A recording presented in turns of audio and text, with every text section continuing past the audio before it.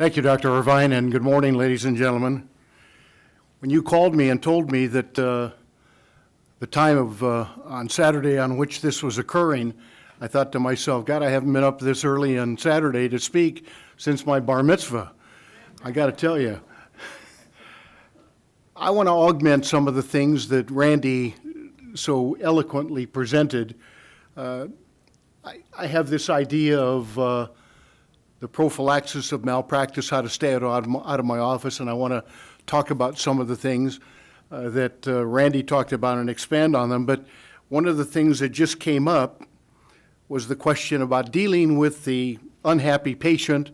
What do you do with them? Here's an email I sent yesterday to a client.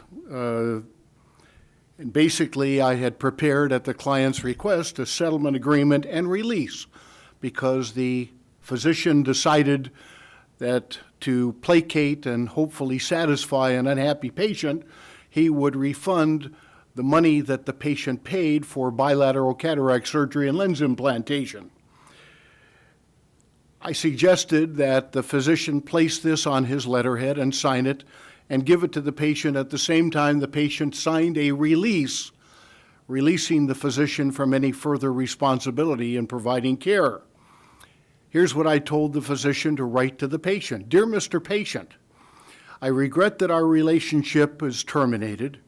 It's always been my practice to provide the highest level of skillful care, and in your case, I certainly endeavored to and did do that. I know you have some continuing problems about which you're complaining. At this time, there's nothing in your present condition that requires immediate care. Since I understand you will seek care elsewhere, please know that if you desire me to do so, and you provide a written authorization to me, I shall provide a complete copy of my chart to the eye care physician from whom you will seek further care. I wish you good luck and good health. Very truly yours. Terminating the patient, making sure that there is no problem, and suggesting to the patient that further care will be assisted when that newly acquired physician acquires information is a very important way of removing that patient from your practice. There's a suggestion. What about the unruly patient, the patient with whom you cannot get along, or the patient refuses your recommendations? There's nothing that requires you to remain that patient's physician. You may terminate the physician-patient relationship at any time. However, with this caveat, if the patient has an ongoing problem for which continuing care is required and without which the patient's condition would likely deteriorate, you have an obligation to provide further care for a certain period of time, somewhere like 30 days, warning the patient in writing that it is important now that you seek further care from a physician for the following condition or conditions. If you would like to do so, I will provide a list of physicians in the general area in which you live or work, or you may contact the Los Angeles County Medical Association and their Physicians Referral Bureau, and they will be happy to also provide you with a list of physicians.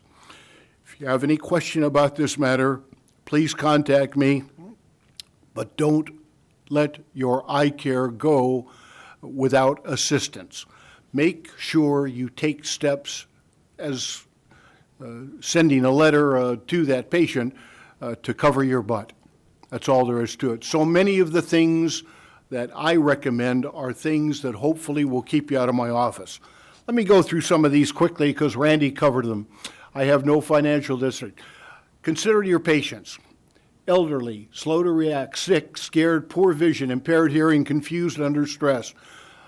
These are the general emotional matters that exist when patients come to your office, and eyesight is so important.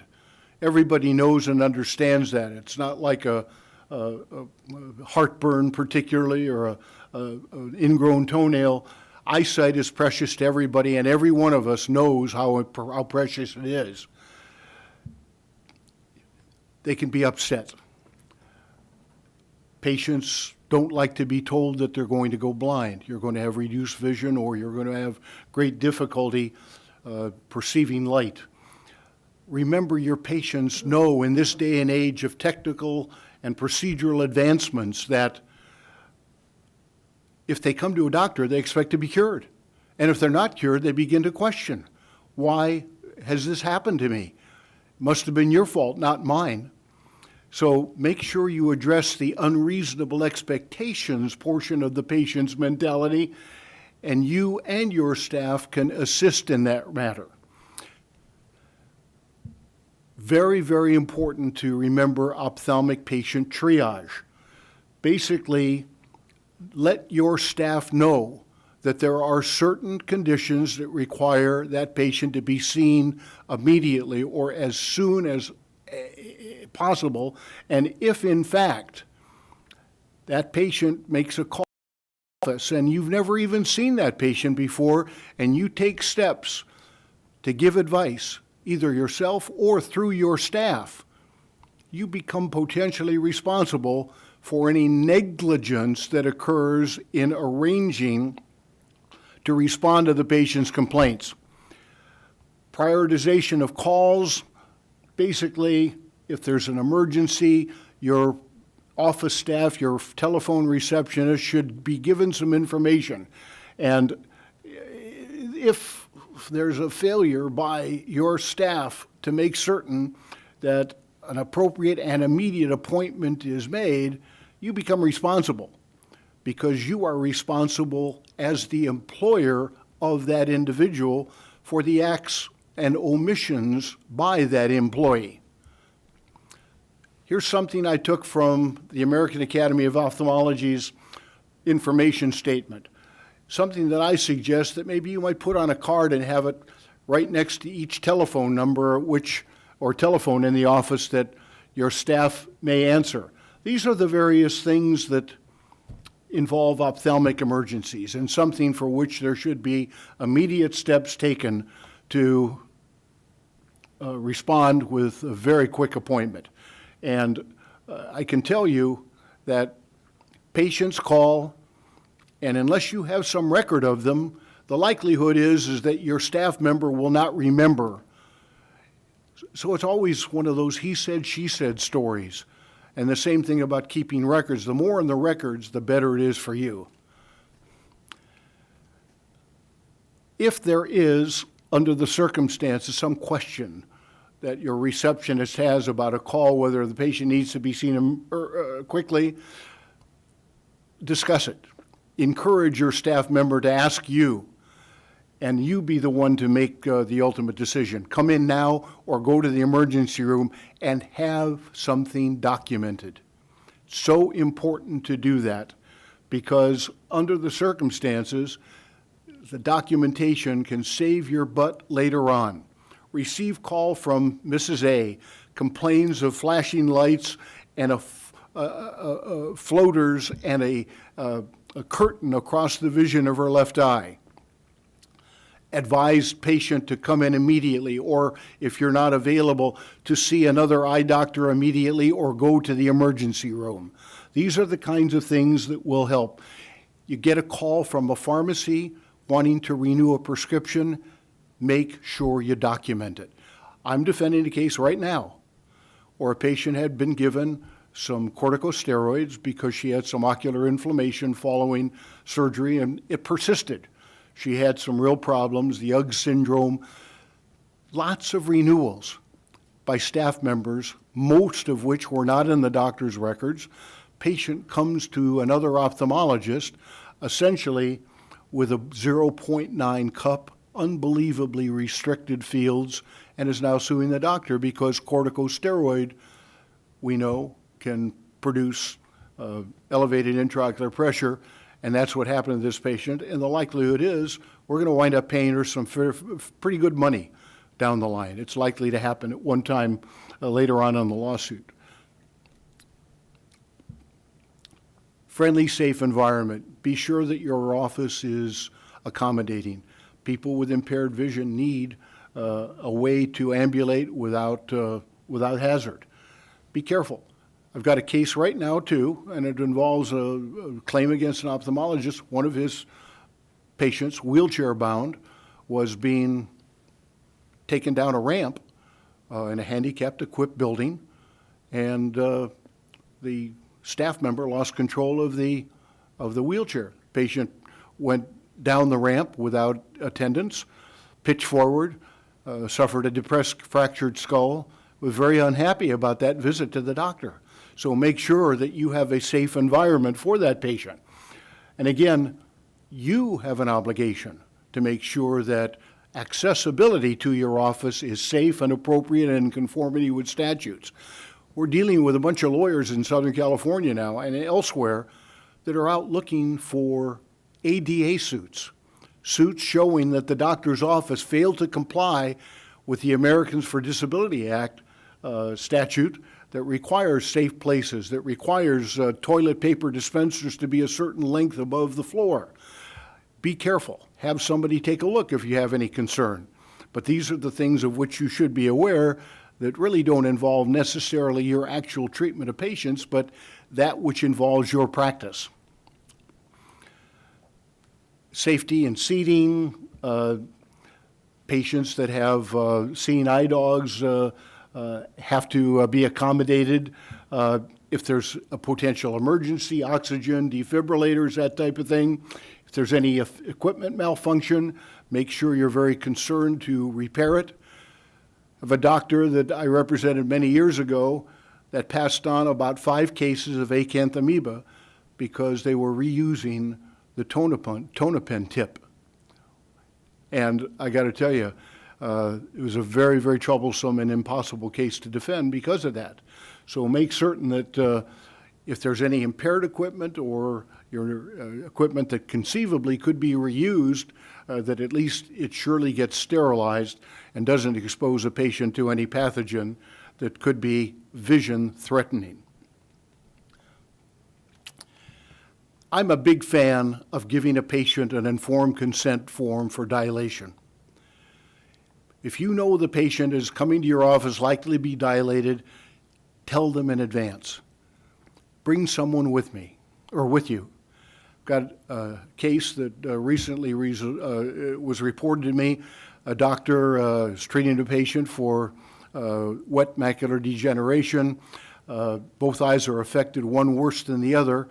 The eye that was not as bad as the worse eye was injected with an anti-VEGF drug.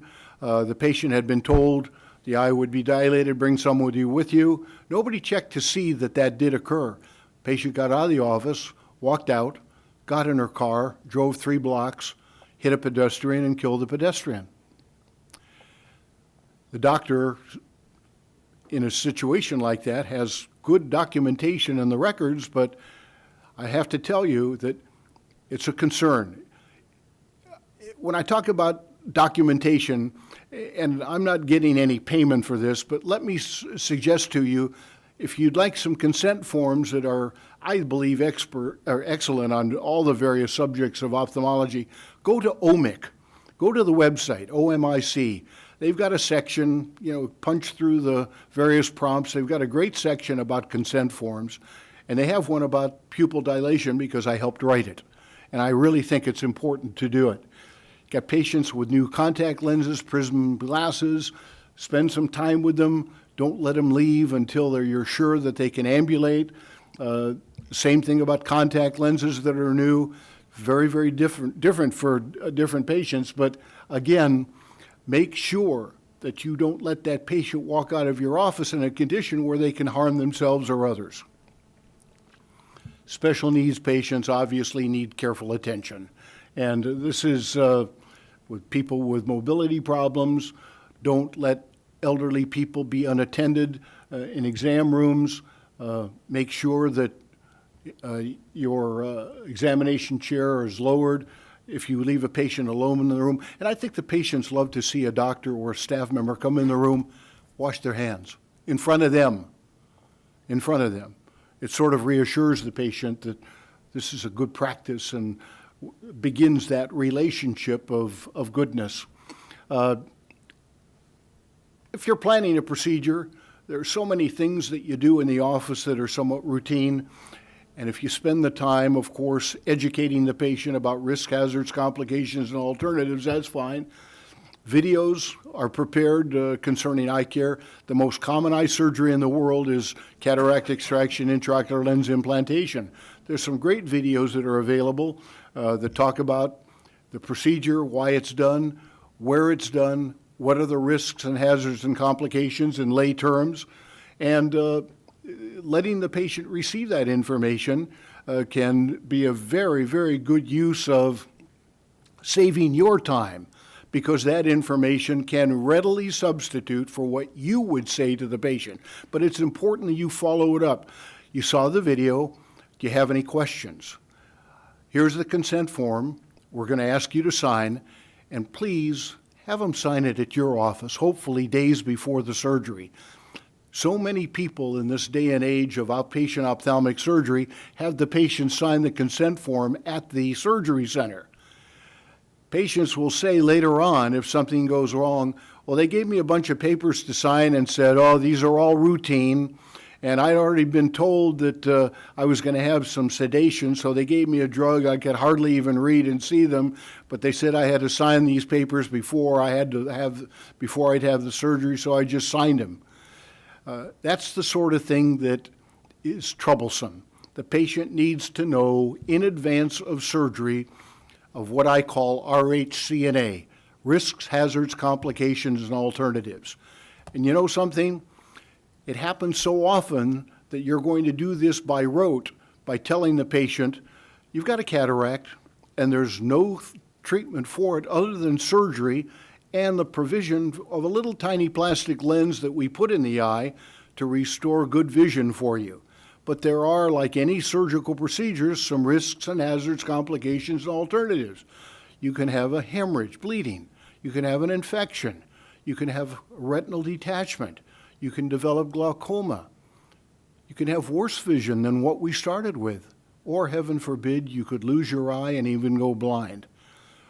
When you tell that patient that you could lose an eye or even go blind, and the patient accepts that and agrees to have the surgery, most patients and most jurors are people that will understand, hey, if you accepted the fact that you could go blind, but you say the doctor didn't warn you about poorer vision or glaucoma, it just doesn't make sense. It gives me the ammunition to state that the doctor did what was expected by the standard of care. I encourage you to use something in your chart that says, explained RHCNA. Patient asked questions, question answered, patient consents to procedure. Very, very simple. If you were my client and followed my directions about keeping records and the amount of information that I'd love to see contained in records, you'd get to see about 2 patients a day. We know that's just impossible. But as I say, the more information in records that you can put, the better it would be. Talking about informed consent, essentially, the information to which the patient is entitled involves necessarily warning about the usual and customary risks. And as Randy mentioned, informed refusal is also important to document.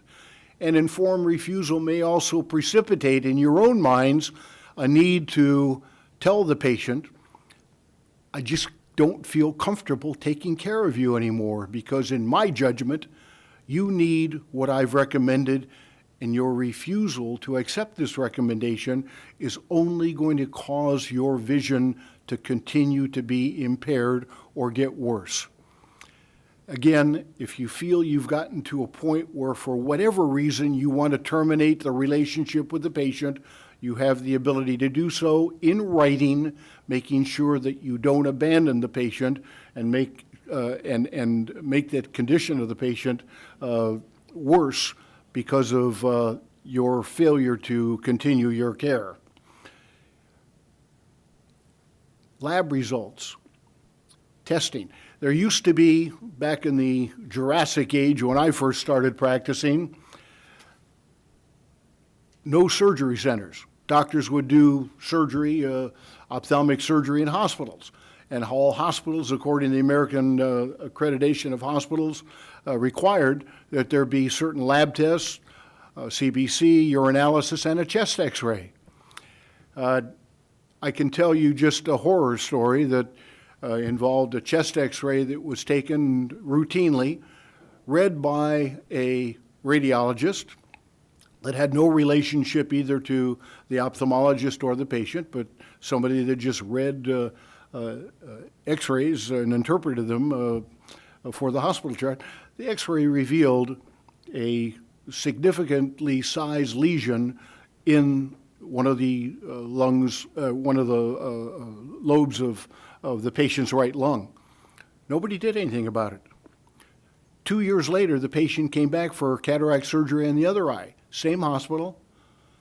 Radiologic report was such that the involved doctor called the ophthalmologist and said, are you aware of the fact that your patient has a likely lung cancer? The ophthalmologist was staggered. No one had done anything about the first lesion that had been noted in the record. No one had seen it. It came into the doctor's office. There was a check, which the doctor said would mean, well, I saw it and I checked and it just went in the patient's chart. But the doctor said, I don't know why this happened, because if I read this, I would have never checked it. I would have seen to it that the patient got referred out for further care. And the claim was that had that further care been given immediately, it would have likely reduced the incident of death that occurred shortly after cataract surgery number 2. So if you order tests, look at them, pay attention to them, do something about them if there's something that's of concern.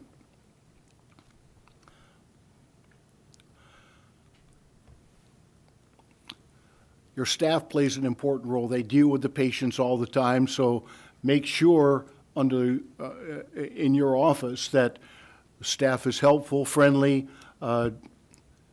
Staff can cause unhappy patients.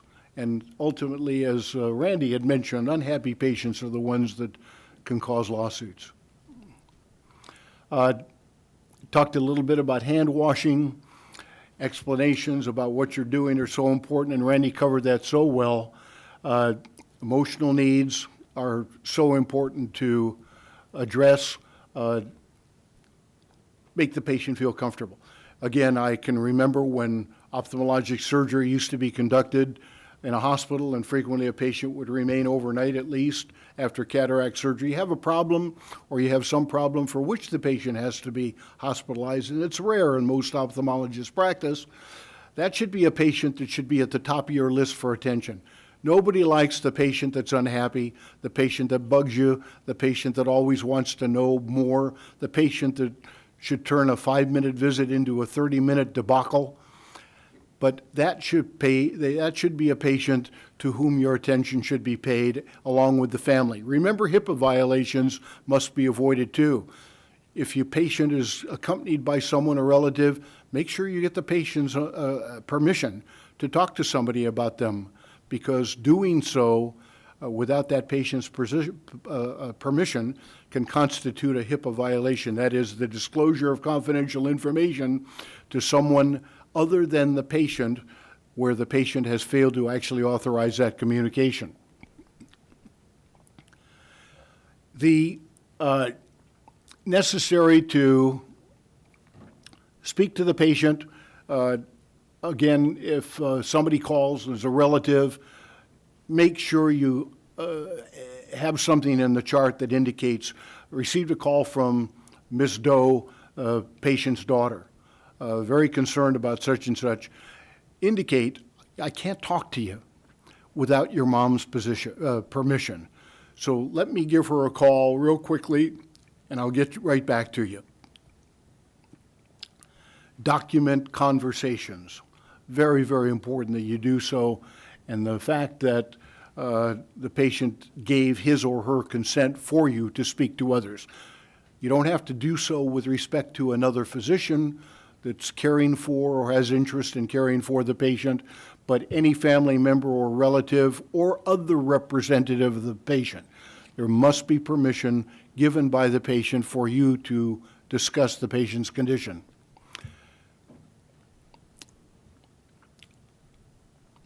Test results I mentioned to you, x-rays, tests. There's got to be something in the office that ensures that all necessary tests have been performed. Pre-surgical checklists ought to exist in your office and be followed to make sure that the necessary testing has occurred before any surgery takes place. Patients basically go to an outpatient surgery center. Most of them are in turmoil. I've seen and watched what goes on there. Frequently, they may be understaffed. As I mentioned, the consent forms are given to the patient that day, and the patient says, oh, I was, scared. I never talked to the doctor. He never informed me of this. So easy for that to happen. So avoid that. Take care of it before the patient ever arrives at the surgery center. Medication errors can be costly. And yes, although they're going down, 38% of all claims against physicians involve medication errors. And in ophthalmology, 33% of all cases that were filed in California last year involved the improper use of corticosteroids and antibiotics. Make sure that you inform the patient of what's going on, what the reasons are for the prescription, and the circumstances under which they are to use those medications. And make sure, too, that the patient follows up. See a lot of cases I have in my career where glaucoma medications have been prescribed and the non-compliant patient fails to use them in a timely fashion, loses vision, and then blames the doctor. Make sure the patient is informed of the essential requirement that those medications be used as directed, followed up, of course, by periodic evaluations, an examination of the disc, the intraocular pressure, and the performance of visual fields. Just at a minimum, that has to be done as you're following the glaucoma patient. Minimize medication errors, and again, under the circumstances, if you have some concern about what drug would be the best choice for the patient, ask a colleague. If you have a problem with infection, find an ID person that is somebody that's a friend with whom you can consult. It's very, very important that you discuss potential risks of long-term use of certain drugs with the patient so that they are aware of it as well.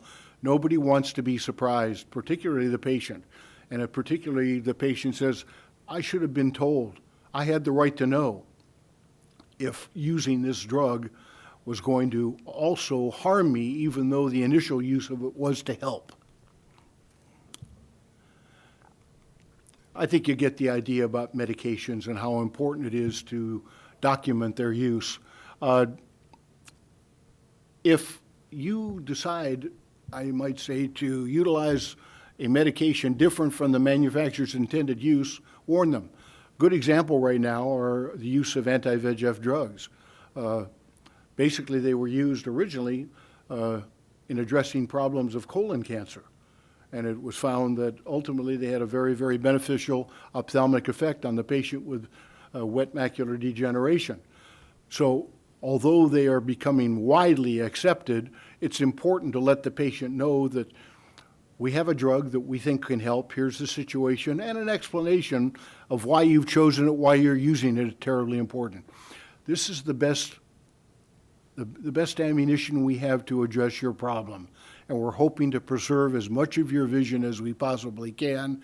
And it's my recommendation that you undergo an injection of Avastin, that type of thing.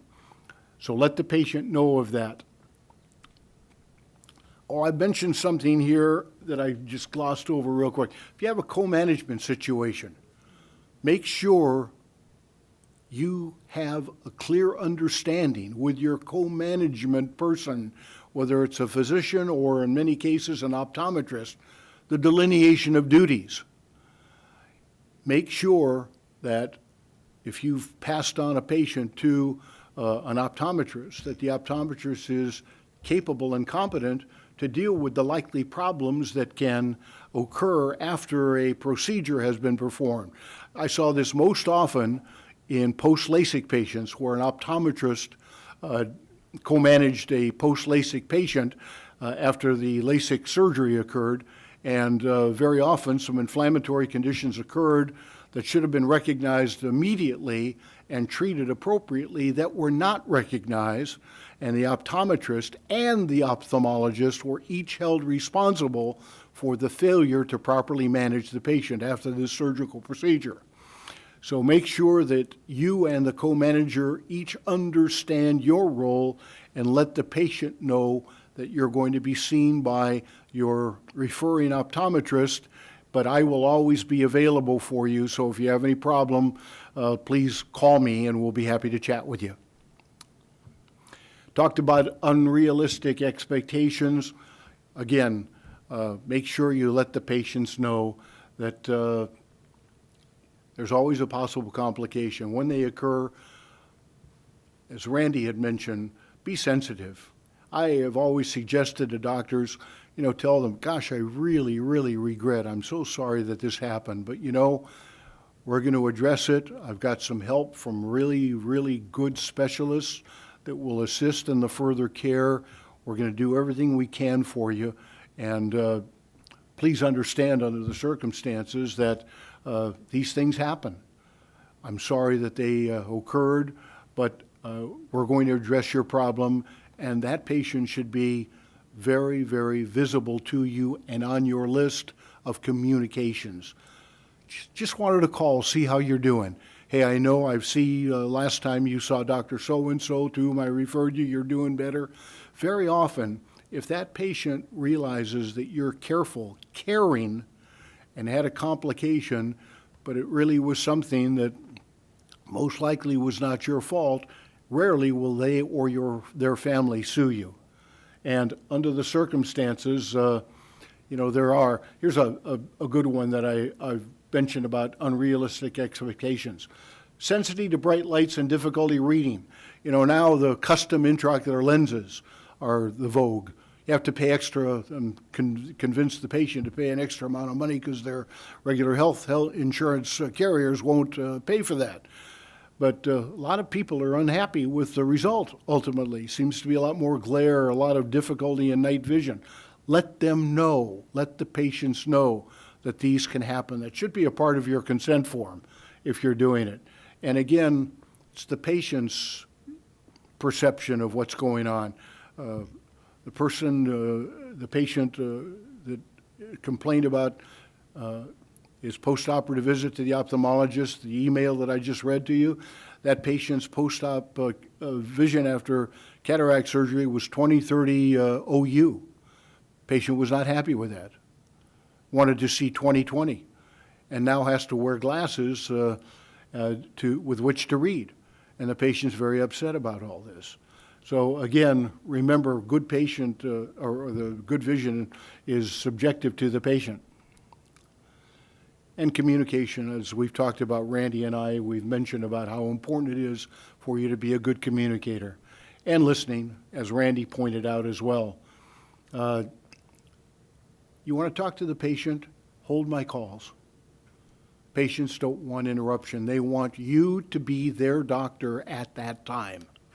You got something to say, do it without interruption.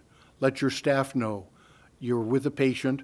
Tell whoever is calling that you're with a patient, and you'll get back to that patient shortly. And if you have to, close the door. Let your staff know what that closed door means. It means you're not to be disturbed. Confidentiality is clear. Maintain your patient's confidentiality, and it's important that you document who the patient allows you to speak with about his or her condition. Careful about what you say. If you see another doctor's patient, it's not a useful idea to take a look at that patient and say, oh my God, who did this to you? That will invariably be the precipitant to a lawsuit, because I can assure you the next person that patient is going to see is a lawyer. And you'll get a call from that lawyer. Hey, I understand you saw my client Jane Doe, and she'd been treated by Dr. X, and you looked at her and said, "Oh my God, who did this to you?" And the only other doctor that she's seen that took care of her was Dr. X. We're very, very upset with this, and we want to know, what you believe was done wrong. Remember, what you say to the patient, what you say about another doctor's patient can be very troublesome and come back to haunt. So be very, very careful about what you say unless you absolutely know everything about the care that was given to that patient, what was disclosed, what's contained in your predecessor's records, because the wrong thing to say can be the clear precipitant of a lawsuit later on. A raised eyebrow can do it. Patients are very perceptive about this, so you have to be very, very careful about it. It might be your worst enemy, and you'd like nothing better than to say, this surgery was terrible, should have never been performed, and you have every right to be angry at that doctor. If you say that you're aware that the patient's lawyer is going to come to you and ask you to repeat that in a courtroom. And that the doctor's conduct about whom you commented was negligent, fell below the expected standard of care. User-friendly communications, telephone systems should be easy, accessible. We get all those numbers. If you want to speak to the doctor, press 1 for the office directory. If you want to make a report, make sure it's easy. You have to go through, we all go through the push-button procedures. If there's an after-hours call, there should be clear instructions how to reach a physician, especially if there's urgent care or attention needed. Make sure the staff knows about how to use it and how to deal with incoming patient calls. There should be a log that you have. Received call from Jane Doe, complained of poor vision right eye, urged appointment immediately, that type of thing. Just have it. Doesn't have to be a long report. Have one of your telephone receptionists have that document and let them know how important it is to indicate what the call was about, who made it, where and when, and what response was given. Well, I think it's axiomatic to know that there must be post-operative attention.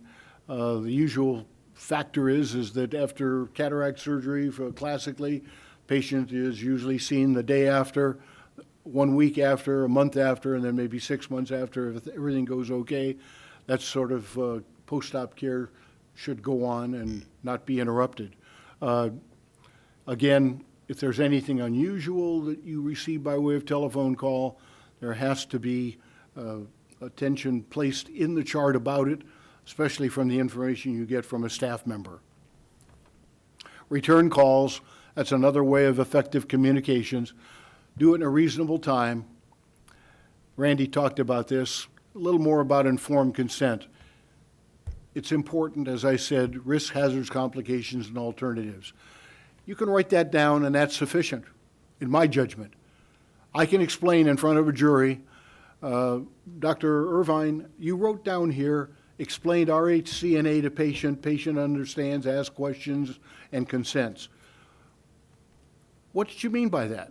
So, well, this is my way of basically stating in my shorthand version that I explained all of the risks, hazards, complications, and alternatives of this procedure.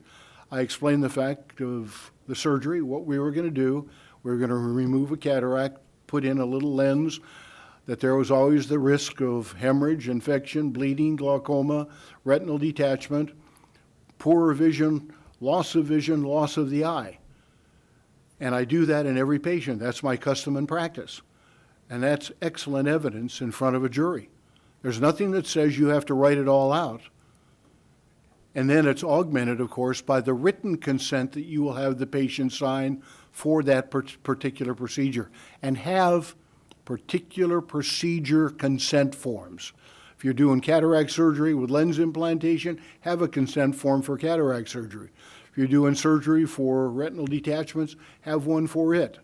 and pars plana vitrectomies and air fluid exchanges, etc., pneumatic retinopexy, whatever the procedure is, have something, if you can, that is specific to that procedure that the patient shall sign before surgery. And again, remember, later on, it becomes, as I've mentioned, the he said, she said situation. The doctor says, I told the patient about this. And the patient says, never was I told about this. Have I been told that I could have the following problem? I would have never consented. That's why the consent form in writing is so important, because it augments that which the physician has said. How does a malpractice action start? First of all, because of a bad result. The patient goes to an attorney. The attorney listens, gets the patient's consent to acquire records of the treating physician and any later treating physician, has them, that is, has the records evaluated by an expert witness, another ophthalmologist in the community who can look at them and tell the attorney, in my opinion, Dr. X did the following things incorrectly and they were below the standard of care. Or if that doctor who's reviewing your chart looks and sees an absolutely splendid chart filled with all the necessary information that a prudent physician should enter, very likely the involved physician is going to say, your client had a bad result, but I don't see anything that departed from the standard of care, and suggest to that attorney that the lawsuit not be pursued. So important for later on actions is that now you prepare your records to fend off the potential of a later lawsuit. It is, again, a process, informed consent. Your communication with the patient is so very important. And again, the physician is the one that has the ultimate responsibility, but can be assisted by the staff. And many physicians have their staff members read the informed consent with the patient. And the doctor will come in, here's the consent, my assistant read it to you, and I want to talk to you a little more about it. Do you have any questions? You understand that there are some risks, nothing is assured. We want to do this because you have a cataract. The only way to deal with it is by surgery. And but I want to warn you, as the consent form indicates, there are some risks. And again, the whole process involves acquiring the patient's consent, because every separate lawsuit against a physician is going to include a claim for medical negligence and a second claim for lack of informed consent, which means that because you touched or did something to the patient without consent, you committed a battery.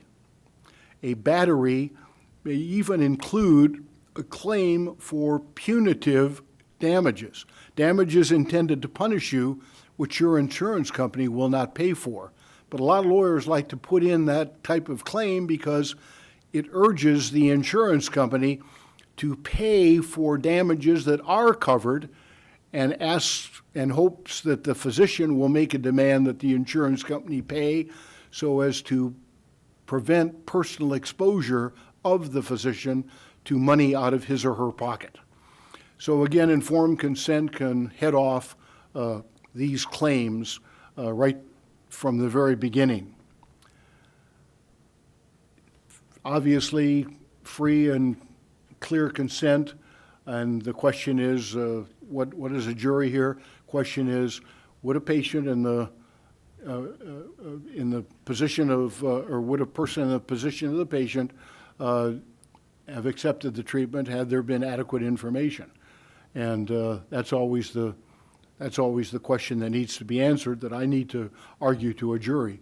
But good record keeping goes a long way to avoiding this problem.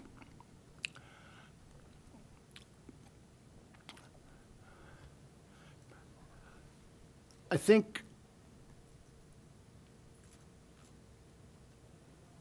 one of the things that I want to conclude with are record keeping and the problems of how to do it and what to avoid. Again, as Randy mentioned, timely record keeping is essential.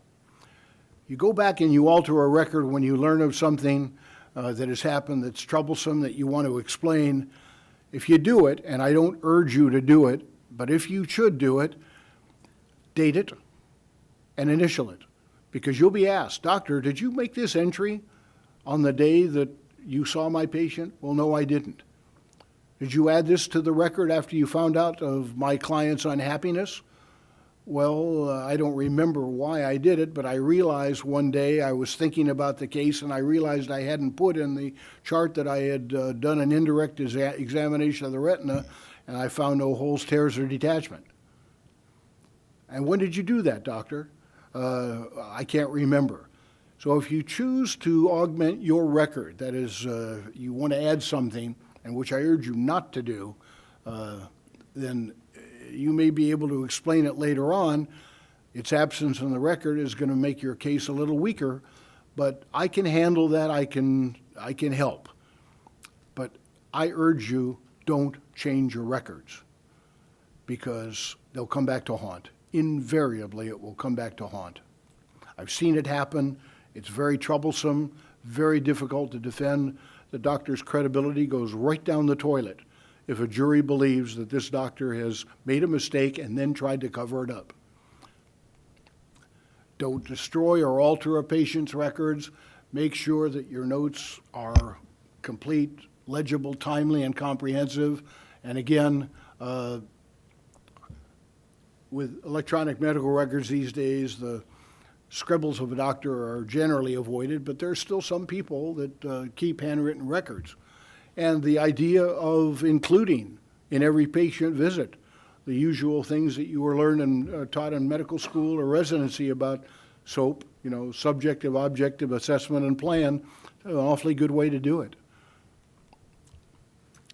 I think we've talked about informed consent and keeping records. As I say, documentation is a key risk reduction technique. Urge a patient, don't urge the patient to undergo an elective procedure. If that elective procedure is done and the patient has a bad result, it's going to be very, very troublesome for you to defend your actions, unless it is, under the circumstances, suggested that the patient asked me about it and I explained that the procedure was elective, and after a lengthy discussion, we decided to go ahead with it. So again, you push the patient to surgery and the patient has a bad result, they're going to turn around and point the finger at you.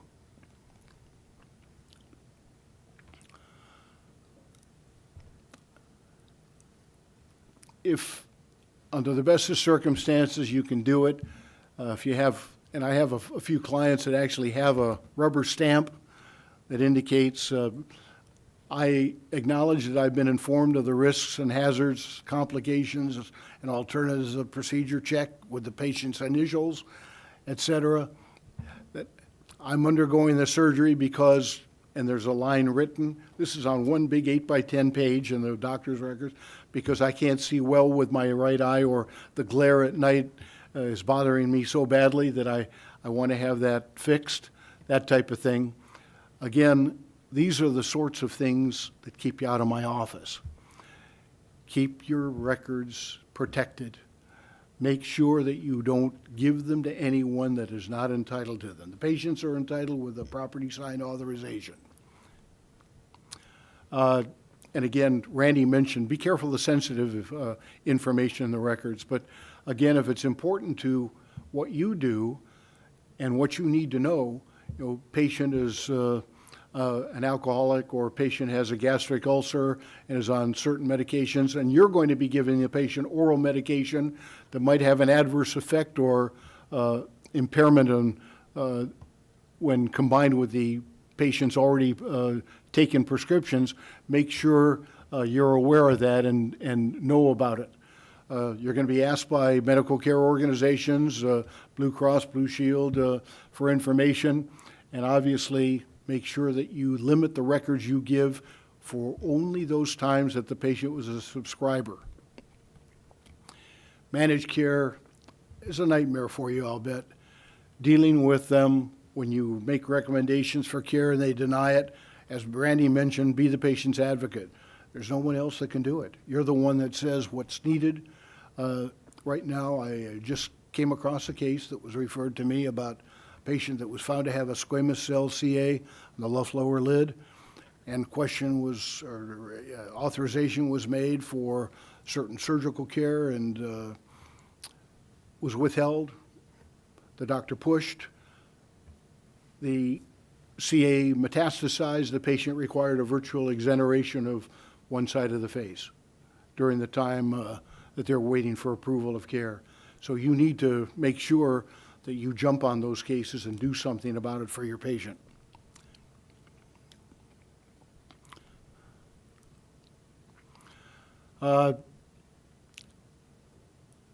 If a patient, under the circumstances, doesn't follow up with you, make sure you let them know. If they don't come to an appointment, you ought to have some process in your office by which the patient is informed. No-show, a card. Dear Miss Patient, so important for us to continue your ophthalmologic care because the failure to do so prevents us from addressing the problem for which you consulted us. Please, you failed to keep your appointment on such and such a date.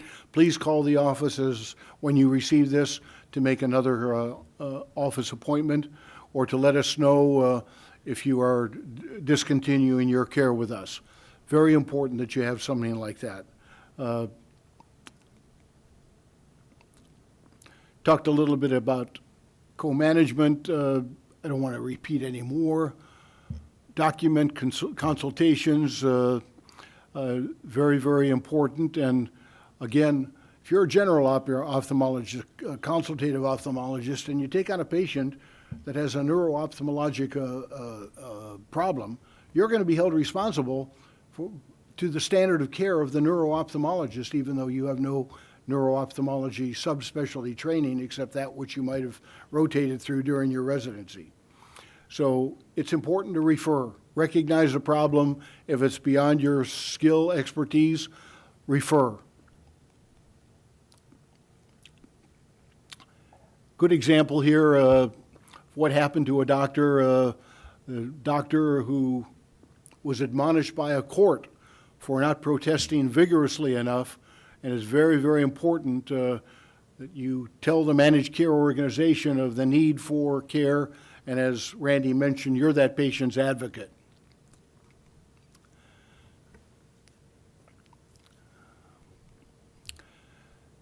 Complications, iatrogenic injuries, as I think this is so important because Randy mentioned it so well. Be factual, honest, don't blame anyone else. Inform the patient of what happened. Lots of communication. Don't admit guilt, but saying I'm sorry is fine. And be compassionate.